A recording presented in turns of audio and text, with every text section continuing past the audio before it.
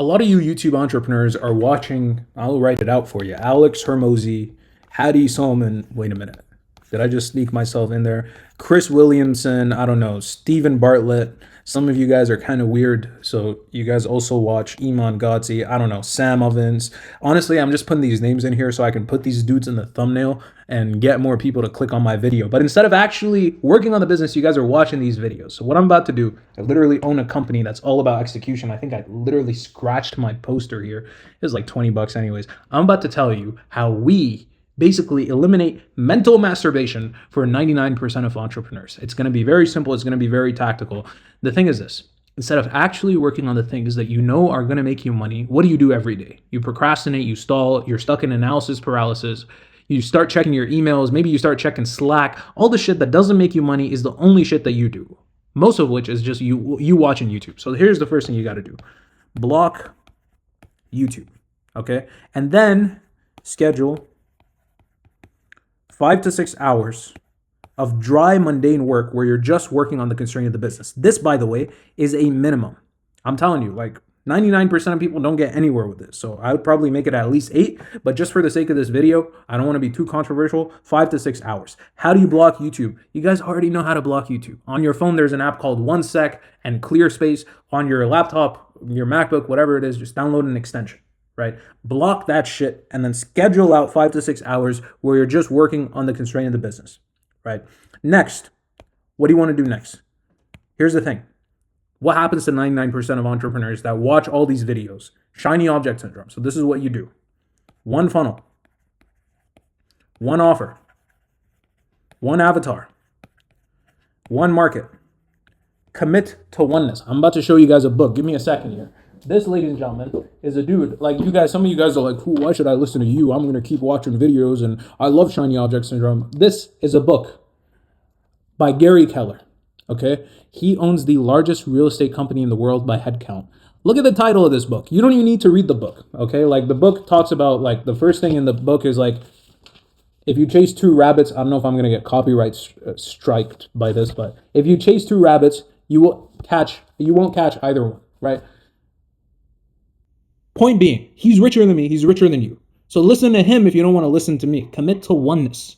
Oneness to actually get rid of your shiny object syndrome. So the funnel that you have now, I know you're working on a new webinar funnel and challenges are in now. Fuck that shit. Just get the funnel that you currently have and run with it. Your offer, yeah, if it's a trash offer, then refine it. But for 99% of you, that's not even the problem.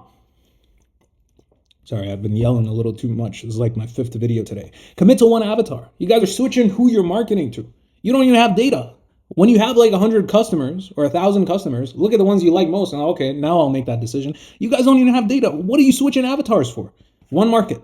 This is the worst. This is the cardinal sin. Switching markets. You're basically switching businesses at that point. This is the mark of an unserious entrepreneur. Let me tell you a story of a client that I was working with. I tell this story a lot and he actually appreciates this because I'm saving most of y'all from doing this. This guy's in his 40s or 50s. He's in the financial services industry. He makes millions of dollars. He still started an agency business because of all the ruckus online of people telling you, oh, you got to start this and AI and oh, shiny object 1 and shiny object 2. I told him, dude, you're freaking 45. You've been in this space for decades. Why are you switching markets? And he was like, opportunity this and opportunity that. I kid you not. Kid you not.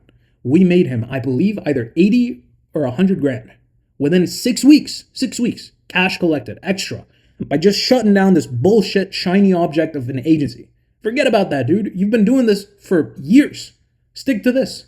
So pick the shit that you have the most amount of skill in. And I'll tell you something. People that are further ahead do this all the time. Cole Gordon, some of you guys don't know, he's a sales trainer. He has a recruitment company for, I don't know. Anyways, he's making millions of dollars a month. This guy started taking equity in his deals. So many marketing agencies now are taking equity deals. Brother, you're a marketing agency, not a freaking private equity company. I know you look at Hormozi and you want to be like him. Keep the main thing the damn main thing.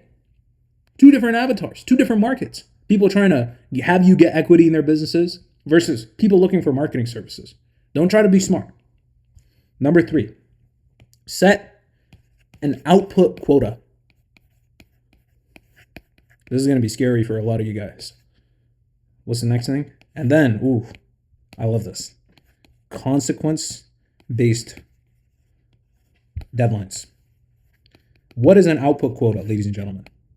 Remember when I said you guys aren't working on the constraint of the business and you got to schedule out time to do it? Well, you got to have a quota that you have to meet, whether it's dollars in ad spend or amount of creatives made or number of videos recorded or number of calls made or emails sent, whatever the hell it is, turn it into an output quote, turn it into a quota. This is the number. External accountability. Now there's a number. You either do it or you didn't. Did you make 30 calls today? Did you record your videos today? Did you send an email to your list today? Did you do that thing? No, you didn't. Or yes, I did. No, but I had this thing came up and I had to put out. No, you already blocked YouTube. So you can't be researching or funnel hacking people. And you already scheduled out time. What do you do in this time? Work on this quota. That's it. But here's the thing. What happens if you don't do it? Consequence-based deadline. I've had entrepreneurs that burn money, literally Benjamin $100 bills, if they don't actually do the output quota that they've committed to doing. Some entrepreneurs, this is what I personally did. So again, I practice what I preach. I was the most unfocused, unaccountable dude. The reason why I'm so passionate about this is because I used to be this person. I used to be on the other side. I never made content. I was just the dude commenting in the comment section, like, Hattie, who are you? And, why do you only have 1.6 thousand subscribers? You should have 100 million subscribers. Please subscribe, by the way. None of you guys are actually saying that. But I used to be the person on the other side. Now that I'm on this side, like, the only way that I got on this side is I made an agreement with my business partner that if I don't, even right now, the fact that you guys are seeing this video is because of a consequence-based deadline. Heck, I lose equity in my company if you guys don't see this. I have a contract that I set up every few weeks or every month with my business partners where I'm like, this is the shit that I am committing to. We will spend this much money on ads. We will ensure that this many emails go out. We will ensure that this many pieces of content are put out. We will ensure that this happens. And if it doesn't happen, this is the important thing. If it doesn't happen, here, ladies and gentlemen, is the consequence. It can be equity. It can be money. It can be shame. But again, you need to be held accountable. If you're not held accountable, decades are going to pass by and you're going to still be wondering why the people that watched the same exact videos as you or didn't watch the videos because they were actually executing on the constraint of the business, you're going to be wondering, why are these people making so much money than me? Why are these people so ahead of me? Because you had no deadline. You had no consequences.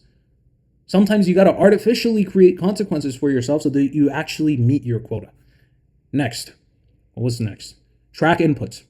How many of you guys don't even track shit at all? And I understand, it's okay. Tracking is hard, right? Even though the software does all the work. Fucking hell. Please track inputs. You guys aren't even tracking the inputs, the calls, the DMs, everything that I already said. That stuff that you're meant to be tracking. Track that shit. And then after that, start tracking more stuff because tracking is the most objective form of accountability. There was a saying I forgot what the actual saying was, but it was something, or who said it? It was something along the lines of, that which gets measured changes, but that which gets measured and reported externally changes exponentially. So don't just track, report to your business partner, to your team, to yourself. Heck, record a Loom video every week going over all the shit that you did, all the shit that you didn't. Get your grandma to keep you accountable. Somebody that has, a bit of a stick in their hand so they can tell you, what the hell? Like, this ain't a real excuse. You didn't have to watch the Alex Hormozi video. You didn't have to watch the Hattie Solomon video. Shit, I'm about to lose a lot of subscribers. But when you're tracking this input and reporting it externally, again, it serves as an objective form of accountability. And then after you do this, you track one KPI a week.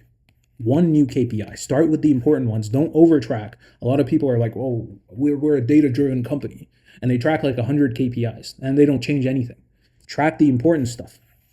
Pickup rate, close rate, schedule rate, all this stuff. When you start tracking all the important KPIs, one KPI a week, you slowly ramp it up. So the accountability isn't just in your face. You're not just blasted out of nowhere. I know a lot of you guys are perfectionists. So what you guys do is, when you start setting a software up, you're like, oh, I might as well, like, I'm setting up tracking for this. Why don't I just set up tracking for everything? Do one KPI a week. Make your life easier. Okay. Lastly, this is for all of you guys that are avoiding advertising. Please advertise. We'll do the Z for the American folks and Z and S, right? I'm being inclusive here, right? So not very like me. Advertise, man. Spend the money on the ads.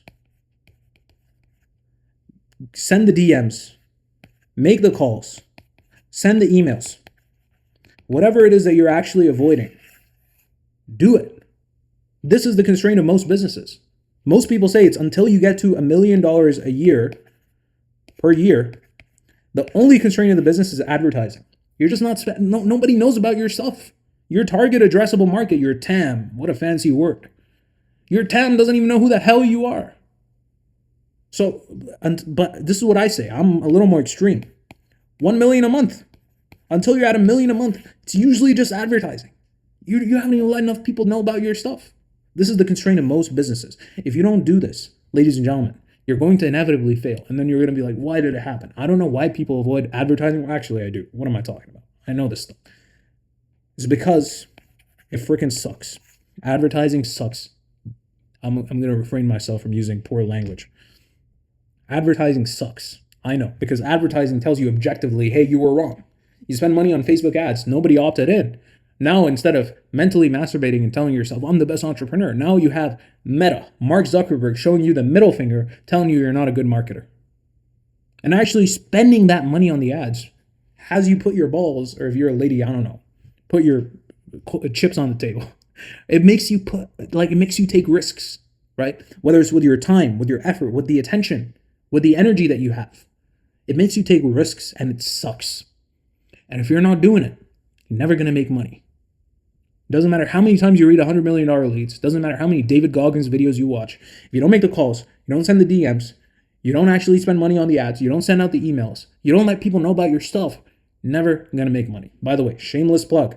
We are hosting a free 6-week focus challenge where we help entrepreneurs execute and add 30 to 50K in new revenue. It's for established entrepreneurs. It's free. We can only take on like 6 to 8 people. I think it might be lower or more at this current moment because we're hiring a new ESM, but also there's high demand for this offer. We give you distraction elimination software stack. We give you a whole bunch of different shit, right? We give you a dedicated executive systems manager. We literally keep you accountable live.